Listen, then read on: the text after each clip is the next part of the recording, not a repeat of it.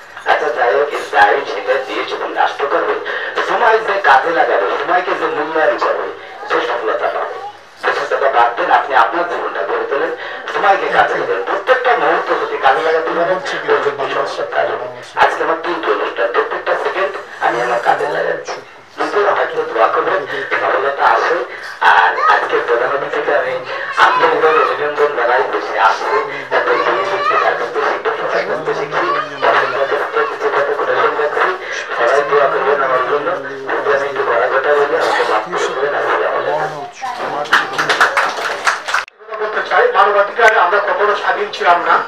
আমরা আওয়ামী লীগের আমলেও আমরা অনেক নির্যাতিত হয়েছি, অনেক কারাদুত করেছি। আমরা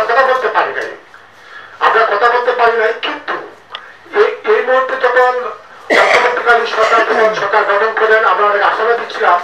কারণ চারজন আমাদের অন্তর্বর্তী সরকারের চারজন মানবাধিকার কর্মী রয়েছেন, বিশেষ দায়িত্বে রয়েছেন।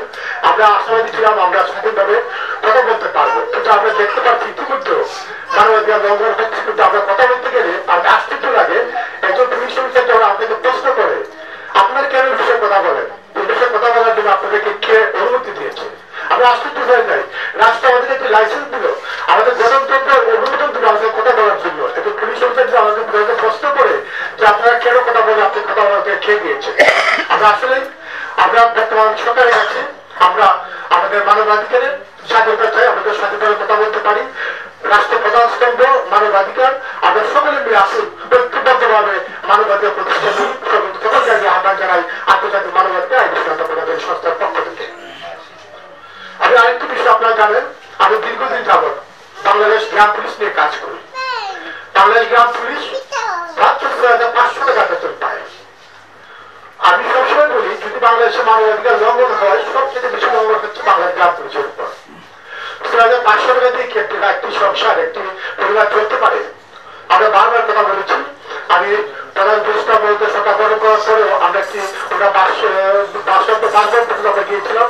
আমরা স্থানীয় মন্ত্রণালয়ের প্রধান কথা বলেছিলাম, একটি প্রেক্ষাপট গাড়ি হয়েছে, কিন্তু তাই কোনো বাস্তবায়ন হচ্ছে না। দুঃখের বিষয় আমরা সেই প্রেক্ষাপটটি বাস্তবায়নের জন্য সকলে সহযোগিতা কামনা করবো এবং আমি আশা করবো সবাই আমরা ঐক্যবদ্ধ আবারও আমাদের মানবাধিকারের কাজ করবো, স্বাধীন একটি মানবাধিকার কমিশন পাবো। সেই আশা ব্যক্ত করে আজকে সকলে সুন্দর বক্তব্যের জন্য সকলকে ধন্যবাদ জ্ঞাপন করে আমার সংক্ষিপ্ত বক্তব্য এখানে সমাপ্তি ঘোষণা করছি। বাংলাদেশ দর্শক থাকে সেখানে অনেক কথা বলে যার মধ্যে চলে যায়, কিন্তু আজকের কথাগুলো কিন্তু বাস্তব দুর্বি। আমি যেটা দেখতেছি বাস্তব দুর্বি, সবারই মন চায় যে আমরা কিছু করি বা সবাই মিলে কিছু করেন, এবং কেন করব করা যাবে না কেন এবং করার কি পদ্ধতি, এই জিনিসগুলো কিন্তু আলোচনা হচ্ছে। সত্যিকার অর্থে যে আজকের দিনটা কি, আমরা যেটা এখানে বসে বাংলাদেশ সমিত সাংস্কৃতিক সোসাইটির উদ্যোগে আন্তর্জাতিক মাতৃভাষা দিবস উপলক্ষে আলোচনা সভা, একুশ আমাদের অহংকার।